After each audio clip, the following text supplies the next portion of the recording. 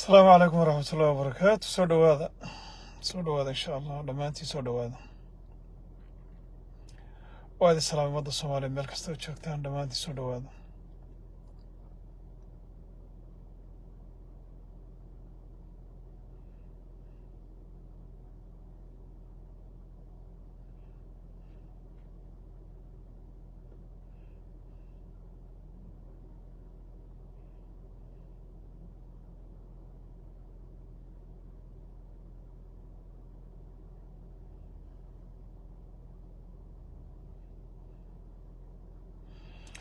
Artana waan ku soo qabanay ma hadli kartaa waxba ay tamina doqon baa tahay adheena comment ku dhiglaha noqonin nin raga iska dhigo. waan ku soo qabanay ma hadli kartaa aniga wax isdhihi karo oo raga waxa dhihi kara ma tahay sida dumarkaad commentiga ku caytantaa. Artan Maxamed ma ku soo qabtaa yaa adeer macaane ma ku soo qabtaa adduunka waxaan ugu nabcahay oo ugu liita rag sida aragtidaydu ay tahay haddaan khaldanayn idinka ii sheegi doona nin raga oo qoodhiyo xeraalo ah oo nin raga oo life ku jira oo wixii uu aaminsan yahay public u dhahaya halkaa intuu soo galaacay u qabsada sidii dumarkii. war soo qaba adduunka waqti casriga la joogaa waxa calooshaada ku jira si uunan kugu noqon cudur soo qabaaba la dhawo soo qabanay ma hadli kartaa. Can you talk with me? ma hadli kartaa jina waa runta markhaati waan kaaga dumarka inay ka daran yihiin raggu saakanoo kalaaba jooga adiga taqanagaadeen jahilnimadu waa u dhalasho. soo qabsan bal nin raga haddaad tahay anigu doqonnimadayda nin ku ahay waan isu kalsoonahay bal soo qabsan raga bal qabso bal intaad halkan ku qorayso cartanow nin ragaa tahay xiniyaha haddii kale gabdhaha amaahay inaan anigu ku balo waan heli karaa laakiin inaad dhiigga kuu kariyaa baan heli karaa ood halkaa ka xanaaqdid ood gubatid ood commentiga ku weelatid yaa waylak. war waan idin salaamay iga daa nin xiniyihiisa bannaanka dhigan waay anu la hadli maaye. war waan idin salaamay Soomaali Maxamede waan idin salaamay. saddex qodob baan maanta ka hadli doonaa haddii alla idmo. saddex qodob baan ka hadli doonaa haddii alla idmo. khaatumo iyada way isu saaran tahay hawshoodu uma baana hadal ninkii dhulka jooga ruwaagu ha qaato weye khaatumo xaaladeedu waa is saaran tahay. walaalkaa oo dhiman dhaxal macaana dhiiggii wiilashooda iyo gabdhahooda ee ay ku talagaleen ee dhimashada ay oggolaadeen midhahoodii bay guranhayaan. maantana anugu ragga aaminsan baanahay siyaasaddu qabiil ma leh. meesha dantiisu ay jirto qofku waa inuu aado meesha isaga wax kaga maqan yihiin waa inuu aado. anugu dadka aaminsan baanahay. nimanka la yidhaahdo khaatumo waa niman daaroodnimana wax ugu qabtay ma jirin waqtigii la gumaysanayay dhibaatada aad arkaysay la qaybanayay ee iyaguna ay qaybsanaayeen maalinkii iyagu ay tashadeenna xiliyahoodii bay fuuleen. nin walbana midhaha uu midhaha uu abuurto yuu gurtaa midhahooda way isu saaranta. iyaga maanta waxba ka dhihi mayno wixii cusub ee ku soo kordhana waa u wada joognaa. taas khaatumo halkaasaan kaga gudbay. saddexda qodob aan ka hadlahayo kuma jirta khaatumo. qodob waxaan dhihi lahaa puntland baan dhihi doonaa haddii alla idmo. puntland hal qodob baan dhihi doonaa.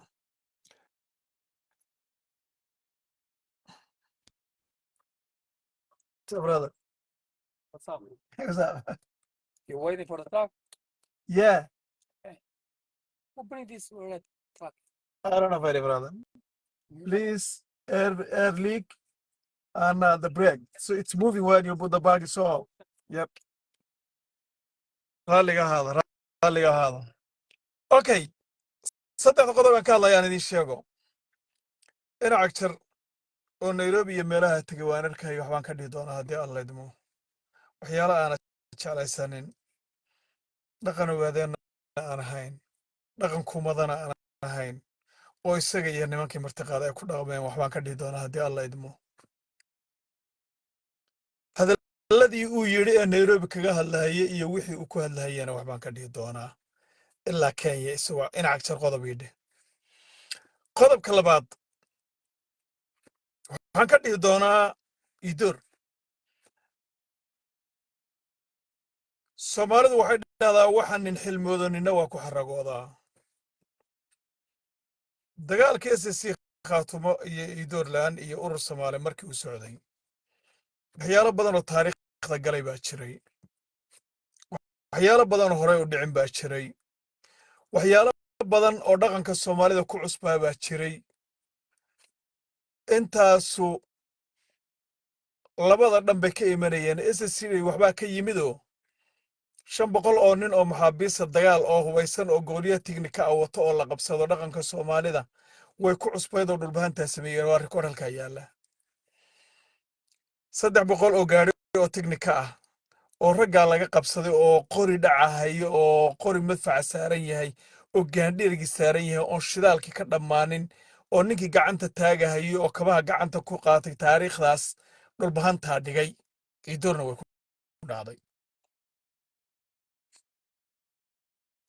taariikhda waxaa galay xagga idoorka raggii intaa lagu sameeyey oo faanahaya raggii intaa lagu sameeyey oo waxbaanu jebinay iyo waxbaanu laynay leh taariikhday gashay maxaanu leeyahay hadalka waan uga jeedaa ninka ragga ah in la dilo iyo inuu wax dilo dagaal markuu yimaado waa cad ragannimo haddii la jabiyo inuu guusha qiro waa cad ragannimo haddii laga guulaysto inuu guusha in laga guulaysto qiro waa cad ragannimo laakiin haddii lagu garaaco iyo haddii aad wax garaacdidba haddii aad ufaanun meesha la fadhido waa dhibaato soomaalidu waxay dhahdaa barasho horteed hay nacen barasho horteed hay nacen saaqa dadka la yidhahda anugu ma aqoonin aqoonu ma lahayn dad aan aqoon u leeyahay oo anugu aan dhex tegey weligii carre isdoor degan yahay ma arag odayaasha ogaadeenka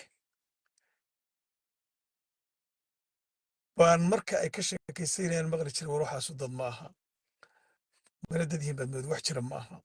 wanaaggooda ma rabtaa isha barteeda uun ku dhufo dhaqan ma leh sharaf agtooda ma taalo waan la yaabi jiray waxaan dhihi jiray nimankan kada maxay ku arkeen odayaashu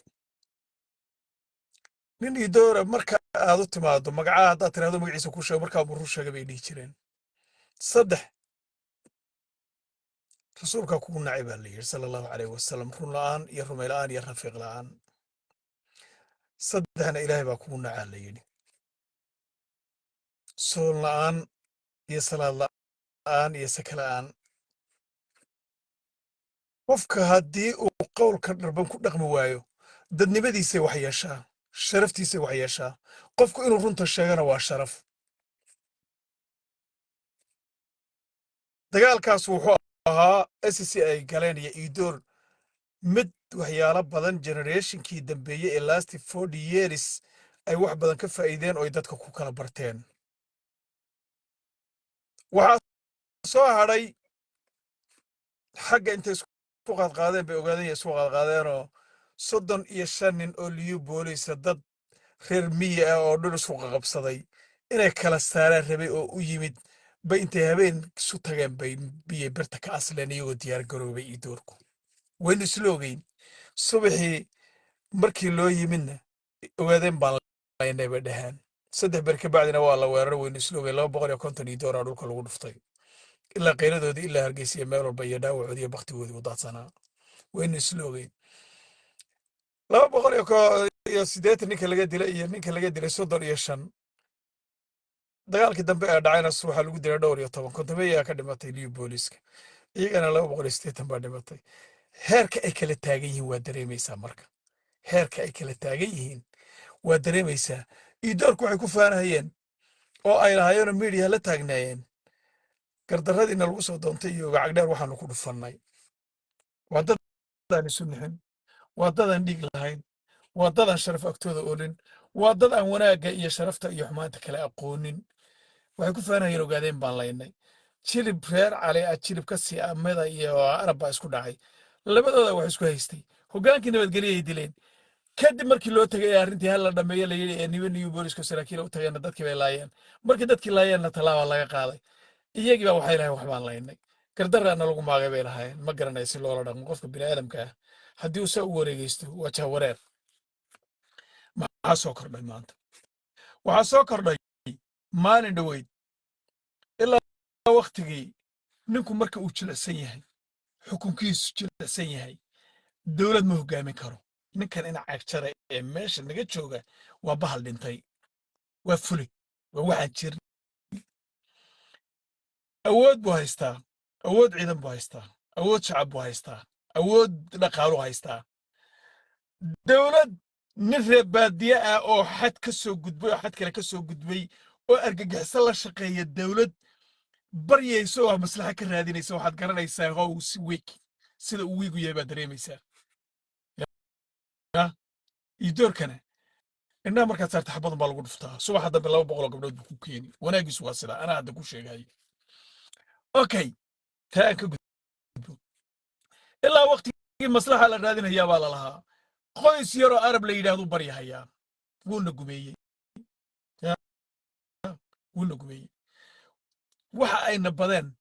bareen baa ka daran ina cagjar waxa uu yahay iyo xukunkiisu waxa uuna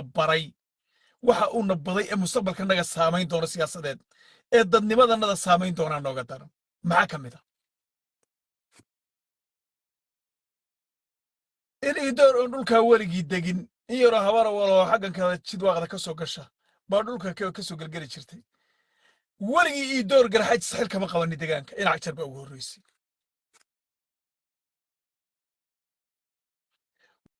waa fulaynimo hadda ogow waa fulaynimo wuxuuna baday qoys idoor hoo yaroo laangaaba xadka ka soo tallaaba inuu baryo kama dhicin deegaankanaga idoorna weligii ma hawaysanin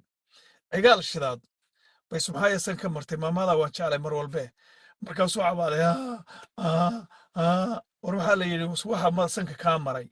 waa subxaaya maxaa looy waxba maqanintee waan ogahay laakiin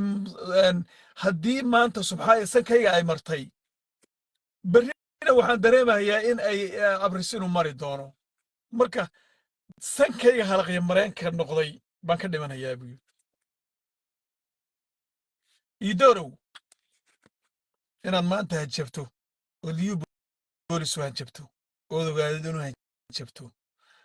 ina cagjar iyo dullinimadiisa iyo dadnimo xumadiisa iyo fulaynimadiisa iyo daciifnimadiisa ay baray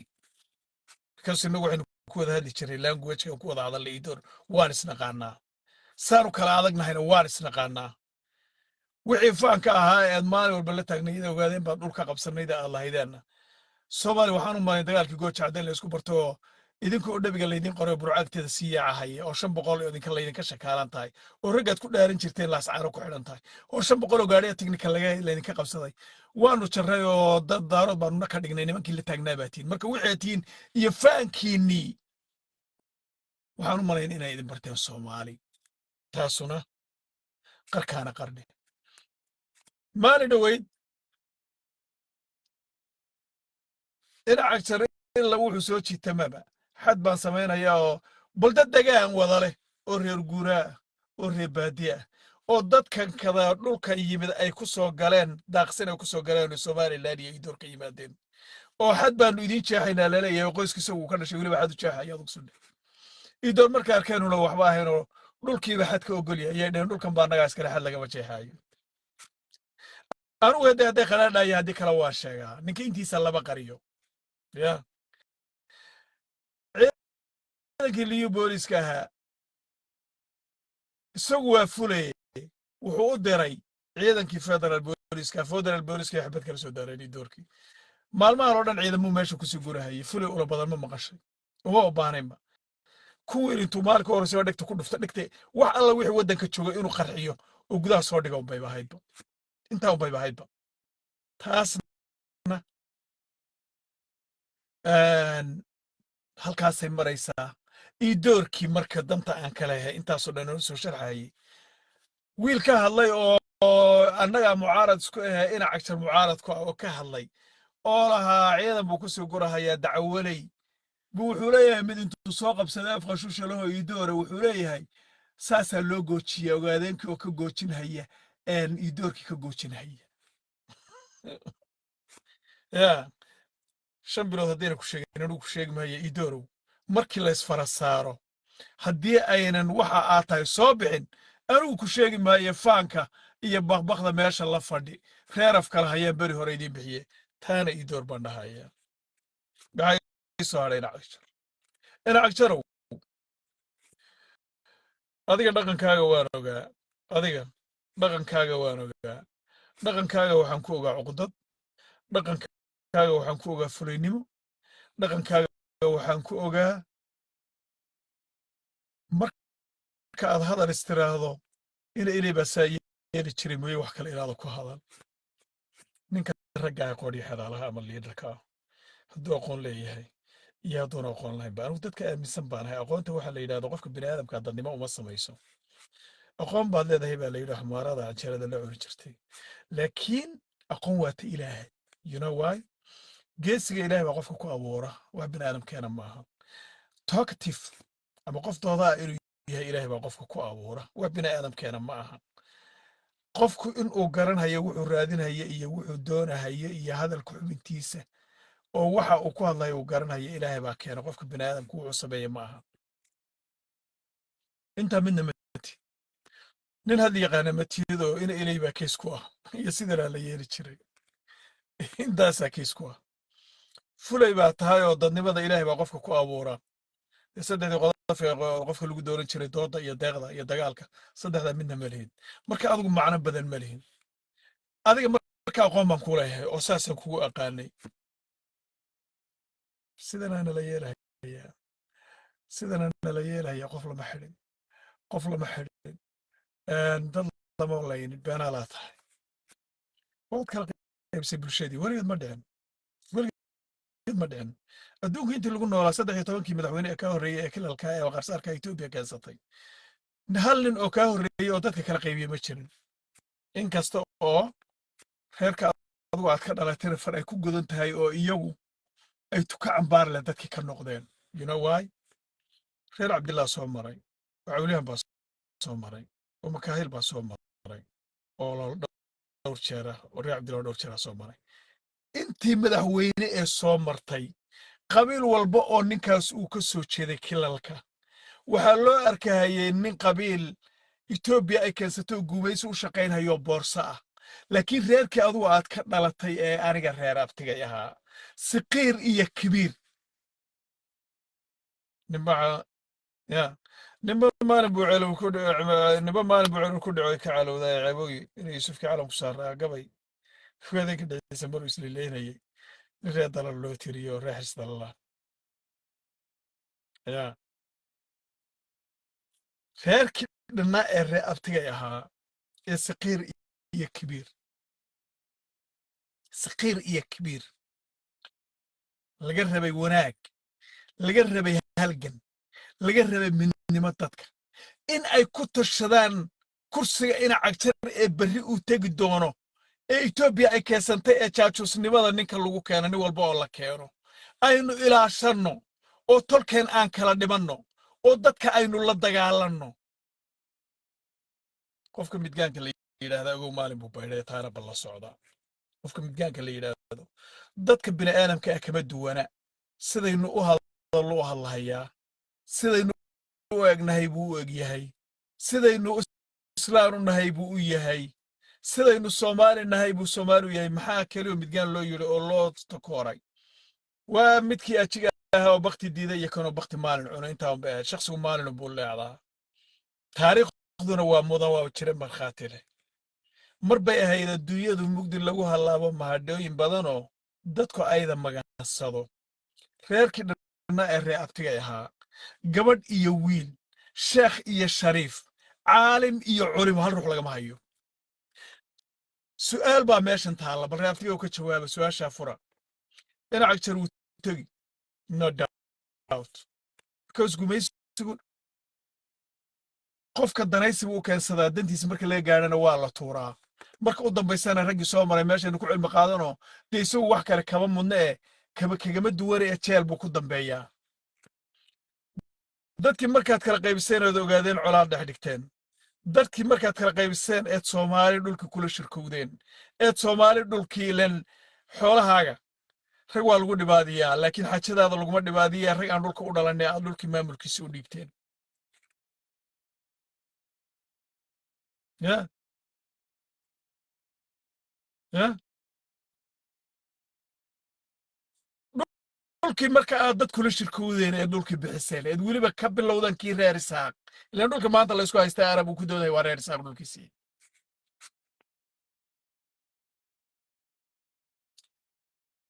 dadkii markaad kala qaybiseen eed colaad dhex dhigteen ee jid waaqoo dad inoo xigtay oo jilimina absama ah saaka oo ugu dambeeya aad goori kala taagantiinoo bulid idin dhex maranayso reer cabdille oo dad idiin xigay oo maxamed subeer idinla ahaa 7 sane in cag joogay markii ay colaadu ku socotay siyaasi marka una idiin maqnayn aqoon-yahan marka una idiin maqnayn jaranaal marka una idiin maqnayn oon ognahay oo intii aad lahaydeen siyaasi iyo waxgarad aad lahaydeen saqiir iyo kibiir in cag jar ay ag fadhido ood arrinta raalli ka tihiin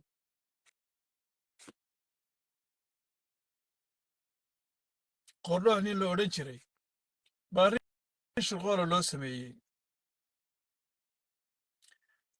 qoorleex ma ahayne macallin hebel baa la odhan jiray oo nin maalinguur ahoo qoorleex ay ilmaadeen ahaayeen reer warfaag iyo maalinguurka soo gebiyi jiray reer warfaagu mixnad maydhan bay ahaayeen nin intay lacag siiyeen naagax maaroo dhilla ah baa la yidhi waan 7 nin oo gabaya ahoo reer warfaana way daba socotaa waa dhagax burbartankeeda markaasaa la yidhi ina jibriil baa la odhan jiray oo ninka intaad kulleedka qabsato lacagtaad xalay ula jiftay maxaad ii siin weyday dheh baa la yidhi si gabay loogu bilaabo markaas ku dhegtay saa la yidhi raggii oo daba socda adeer sii daa'imsaad ku lahayd intaa maxalib kula jifaa gabay baa laga tiriyey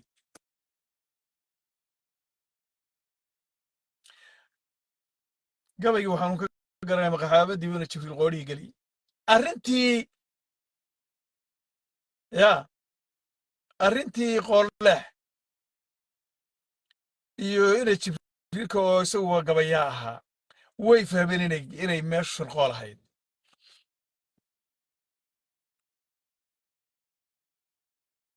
ya waxaan la yaabanahay ana intaa u sii dhaafine waxaan la soo yaabanahay nimba maalin buu leexdaa reer abtigay miya ka kaaftoomeen ogaadeenimadii reer abtigay miya ka kaaftoomeen maxamed subeernimadii reer abtigay miya ka kaaftoomeen kumadanimadii makaahiil iyo bahgari niman abay ururiyeenoo baha ogaadeen baan samaynayna baa la yidhi waxaa la yidhi kursigaanaan meesha ku ilaashanayna oo maadee haddii uu meesha yimaado mustaqbalka madaxweynaha deegaankiisa unbaa noqonaya kursiga aan ilaashanno oo onanaf baa laga wada tegey onanaf isku dhaceeda ugu horreeyey wuxuu ka dhacay goday oo iyagaa ka dambeeyey oo shilimo geeyey wixii dadka loogu talagalay intuu qaaday kantuu geeyna cagshada halkaasay ka bilaabatay waxaan la yaabanahay reer dhan reerka qof waa khaldami karaan labana waa khaldami karaan waa siyaasiyiin waa la dhihi karaa waa niman danle waa la dhihi karaa saqiir iyo kibiir reerkii kuwii halganka nugula jiray iyo kuwii tolka la ahaa oo geesisu wada raacay oo doontii geesu raacay oo ina cagjarag fadhiya warbar su-aashayda reer aftiga uu ka soo jawaaba reer saaqow saqiir iyo kibiir nin kastoo reer sahaaqa su-aashan waa idiin taalla bal ka soo jawaaba haddaad waxgarad leedihiin haddaad siyaasi leedihiin haddaad cuqaal leedihiin haddaad gabayaa leedihiin xujadan barka u jawaaba war ina cagjar 13 baa ka horreeyey qola raacdana lama arag oo kursigaanu ilaashanaynaa tiraahdo oo jaajus nin oo Itoobiya kaasatay raacdee maxaad ku raacdeen waa su-aashayda koobaad su-aashayda labaad war ina cagjar dadkii kala dhimate oo halgankii uga baxade berri haddii la caydhiyo halkeed ka wadaysaan berri marka la caydhiyo ina cagjar waa la caydhin 100% waanubaa geeridu ninka ay ku sinto ee life ku gaadhay ee ayna geeridu ayna soo dhaafinin ina cagjar marka la cayriyo ogaadenimadii ma ku soo laabanaysaan maxamed subeernimadii ma ku soo laabanaysaan kumadanimadii ma ku laabanaysaan war ina cagjar markii la cayriyo dhulkii aad bixiseen eed hadiyadda u bixiseen eed rag kula shirkowdeen eed iidoor ugu yeedheen eed urur samaalo ugu yeedheen eed nin walba xilka ka siiseen war dhulkii ma soo celinaysaan markaa shalay oon tabar hayeyna tala ma haynin maanta oon tala hayana tabar ma hayo xaaladiinnu maaha waa 3 su'aalood oo xujo ah ood u baahantiin inaad ka jawaabtaan raabtiyo idinma aana caayin wax idinma dhimin kolley in badanoo idinka mida inay la ordo uu nacaayahay ay dhihi waan ogahay waa garqaadasho waa tollimo waa naxdin aan idinka naxahayo waa ceeb aan idin asturahayo waxaad samaysanaan inaan idin ceebanhayana maaha xaasha idin muqulo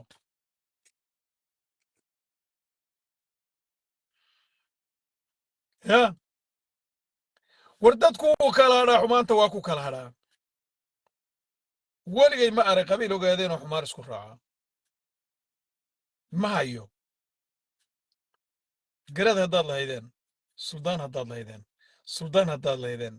caalim haddaad lahaydeen siyaasi haddaad lahaydeen cidna ma hayno gacantanadii wataa war ina cagjar berri marka uu tago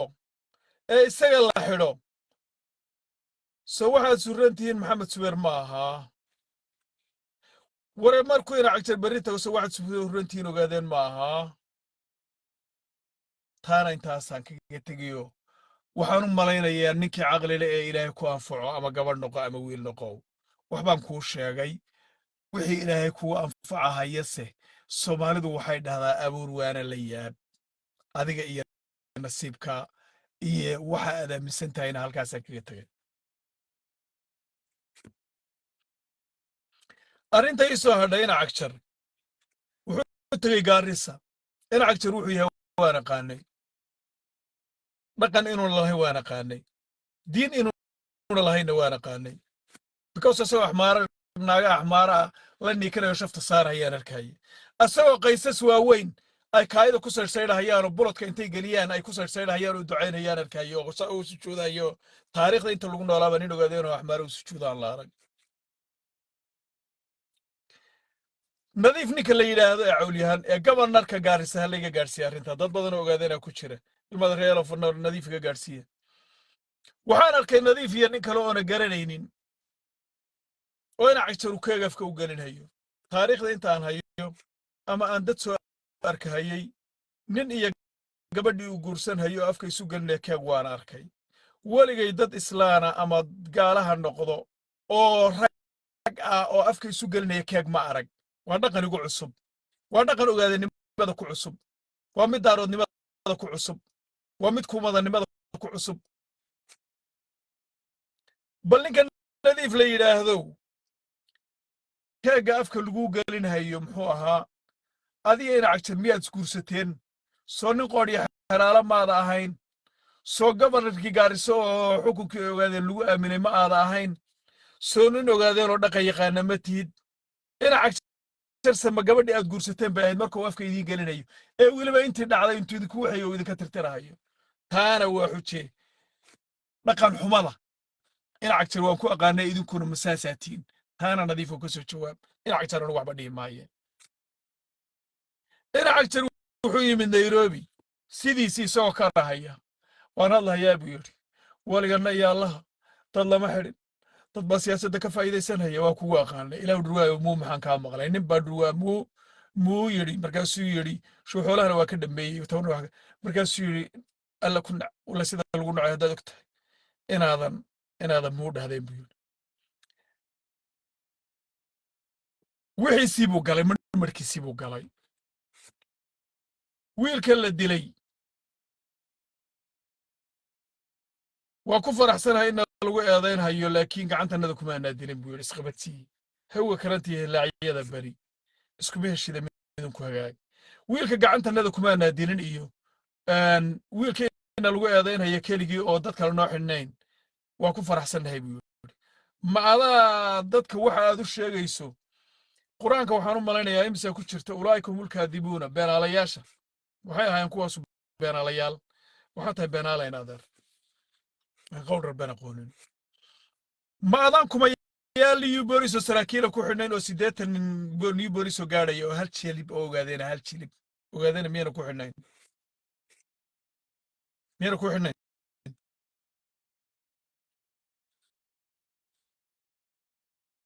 ما أذينا كوحنين كميال كومنتي لقري أو كوحنين oo ninkii caawa comment qoro guriga inta loogu daato la guranayo gurigiisa maadaan guryo dad leeyahay inta dadkii ka wareegtay waa reebel ku baxsanaynin ma adaan wiilka intaad soo xidhay jeelkaaga uuna ku dhimanin ma adaan kumayaal maalin walba oonalef cid wax u geysata ma jirtaa tiraya xafiisyada oonalef intaad amar ku bixisa aan weeraraynin oon maalin walba xidhxidhaynin raggoodii wiil reer siciida oo qabdaarro jooga yaa waxaa lagu yidhi nin la yidhaahdo nin aan ilmaadaan nahay cumar faaruq la yidhaahdo wiil yaroo kacahayo weeye lama jeclayn maadaama siyaasadda uu ku cusub yahay oo wiil yaroo kacahayo yahay mustaqbalkiisa siyaasadeed ina cagjar iyo qudhankiisa in uu ku milmo oo dad uu adeegsado kuma jeclayn faatax nin la yidhaahdo oo bahgeri ah iyo cumar faaruq baa loo diraa laygu yidhi wiilkaas waxaa lagu yidhi onalef inaan la dagaalanaan rabnaa ee nala howlgal wuxuu yidhi wasiirada ahaydeen oo waddanka waa laydin dara gobolka qorraxay maxaad u qabateen bal dagaalka inoo dambeeya onal maxaan kula dagaalama anugu dadka laga dagaalamo wixii laydinka rabay dadka u keena waayahay baa layidhi subaxii xilka laga qaaday xaafad buu qabalee buu xukumaa qabdaare ka mid ah wiilkaas xukumaa wiilka xilkii waa laga qaaday waa nin wiil reer siciida waxaana u soo diray ina cagjar war ina cagjar oo arrimahaas miyayna jirin waxaan u malaynayaa jaahilnimadu waa wax qofka bini'aadamka ah ilaahay niyadda uu ka geliyey qalinka la xariiqaa ma ahataan ka hadlayo waa middan shakhsiyan qofka ilaahay uu geliya dadnimadiisa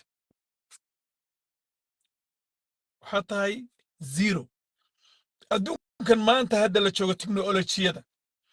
waxaan soo gaadhay anugu tala faaksis wax lagu daro faaksis wax lagu darsado oo waxaan uuna jirin saaka imisa aalad oo la isticmaalaa jira boqolaal bay yihiin oo wada life saaka dhagixii yaraa ee gebagebe iyo bannaan iyo garduur ku dhacay ay soo qaadayso ay aad arkaysa halka aad ka daawanaysaa la joogaa waxaan u malaynayaa waxa ka dhacaya kilaalka inaan la ogeyn inuu aaminsan yahin cagjar war ina cagjarow war ilaahay ha ku caafiyo cudur reer hebel la yidhaahdana waa ku hayaa cudurkii caafimaadka u baahnaana la daweyn jirayna waa ku hayaa sida la igu sheegay kartin inuu dhasho waxa uu adkaysan karana matiida oo xamili kara shaqa aan taadi ahayn baa lagu dhiibay adigana intaasaan ku dhiyay wiilka dhintay cid lama xidho cid lama taabto hal qof oo xidhan ma jiro waxaan u malaynayaa jeelasha inaada ka warramin ethiopia human right baaba ka hadlaysa ethiopia human right gobolkeena waxa ay ka hadlayso waa xog ay ururiyeen oo qof walba qofkii xidhnaa loo gaadhsiiyey oo loo gudbiye weeye aduguna waxaad leedahay qof xidhan iyo qof aan waxyeelle ma jiro comment inaad ku qorayso saaka comment ninka qoraad xidhaysaan ka waraya berigii hore waad cabsanaysee inaan rag meesha jooginna waad aragto waxaad doontaa talabaad doontaad qaadaysa adigana intaasaan ku dhahayaa allah ku soo hadeeyo dadnimada ilaahay baa bixiya anugu dadnimada ma bixiyo kartidana ilaahay baa bixiya samirka iyo kalsoodina ilaahay baa bixiya caqliga iyo cilmiga iyo qofku inuu hadli yaqaano dadka wuxuu sheegi karana ilaahay baa yaqaana hal qodob aan kaala hadlo taariikhda intaan ku noolaa eed makarafoonka waa jeceshahay inaad ku hadashid waad ku soo dhigtaa mar walba oo makarafoonka qabsatana dad baa sidan ahaa iyo dad baa sida yeeli jiray waxaana kaama maqal ingiriisku wuxuu dhahaa the past is left waa marka lagala hadla ninka uu leader yahay wixii tegey waa tegey let us go forward waxaan aan qabtay iyo waxaan aan qaban hayaa iyo waxaan aan gacanta kula jiraa saddexdaa qodob basti oo waan soo qabtay ah present oo waan qabanaya oo haddaan gacanta kula jiraa iyo future waxaas ay qorshaysan ninku leader markuu yahay waxaasu ku hadlaa hebel baa sidan yeelay sidanaa la yeeli jiray war inay ilay iyo dadkii ka horreeyey waxay ahaayeen iyo waxay samayn jireen tage adiga shaqo kuu taalana maanta ma aha waxa lagu diray ee meesha lagu keenay jaajuuska lagaaga dhigay ee meesha lagu keenayna ma aha shilimada sida loo qaatay xadka looga tallaabiya waa taqaanaa waxa lagu keenay wixii lagu keenay ee dadka wuxuu qaban lagu yidhi maxaad ugu qabatay maxaad soo qabatay maxaad hadda gacanta kula jirtaa maxaa kuu qorshaysan taasaa laga hadlaa intaa midna ma la iman kartaa midna ma laba iman kartid aad baan idiin salaamaya soomaali maxamedey intaasaan kusoo koobaya hadalkayga waan idin salaamayaa waxaa ii soo hadhay in yar baan dhihi gobolka gado maya ma jarteeniya puntland baan wax yar dhihi ma jarteenow siyaasiyiin baan nahay iyo cirkaan soo duminay iyo hooyadii federaalkaan nahay waxaasaan idinka maqli jirin lakiin anigu waxaan aaminsanay dadka ugu liibtanaatiyona waay soomaalida waxay dhahdaa markhaati beeraale inaad u furtay dantiisina waa kuu gaadhay waxaa tahayna waa ku ogaaday dantaan ka leeyahay maxay tahay ilan hadal walba dan baa laga leeyahay ujeeddadaan ka leeyahay maxay tahay ujeeddadaan ka leeyahay waxaa weeye xinka waxaa la yidhahdaa qofka bini'aadamka dadnimadiisa wuu dhaawacaa xinka waxaa la yidhahdaa qofka jiritaankiisa waxbuu yeelaa meeshaad u socotay iyo mabda aad lahayd iyo waxaad higsanaysa wuu dhaawacaa xinka waxaa la yidhaahdo siyaasi ninku markuu yahay xinka inuu xintamo waxay dhaafsaa waxyaalo badan oo waajib ku ahaa dhulbaante masayr markuu dhistay maamulka waad ka masayrteen iyo door baad u gasheen dhulbaante daraaddii waad u gasheen aynow meelaan ma baxo su-aashan dad bal isweydiiya iyo door inaad la heshiisaan odoo nin harti ah oo kumayaal harti ay ku dhinteen nin isagu waxayga anaa iska laho u tashan haya maadaama oo adigu dhulkaygaa difaaci weyday oo walaalka ah oo siciid harti iyo maxamed harti aad kala tihiin inaad ka masayrto oo daraaddii nin cadow ah oo adiga waxba ku arago waynogorowiyo guusha taagan oo daarood ku arka oo harti ku arka oo cadow ku arka inaad hoos gasho ood saqayriya kabiir dibadda kuwii xitaa joogay miyaabul isbaarka iyo calamada huwan waa wax meega hadhow lagu qaadan doono waa ceeb adiga ku taalla waxaana hubaa hadalkaa qora adiga iyo majarteen aydaan isaynaynin berri because cadoowad baa idinka dhaxaysa daarood bay kugu cadaawinayaan waadna ku khasban tahay daarood waddada u mara inaad marto waa hadalka runtiisa marka laga hadlo because iyo doorka aad leefleefaysa waxba ku tari maayo waxbana kugu beerin maayo warxinka dhulbaanta aad u qabtaan iyo SSC iyo door inaad u leeftaan gabdha ma jirteen oo ka degay oo waa la soo dhawaynayaa waa heble waa fatuush waa gaari gaabanta laayana weerarka war soo ceeb idinkuma aha idinka yaa caqliga ilaahay baa bixiya cilmigana ilaahay baa bixiya caaqilnimadana ilaahay baa bixiya tolnimadana ilaahay baa bixiya garashadana ilaahay baa bixiya intaana amaah maaha waa qofka bini'aadamka ilaahay geliyo nin buuran oo laf weyn oo daaman buurbuuran haddaad arta calool weyna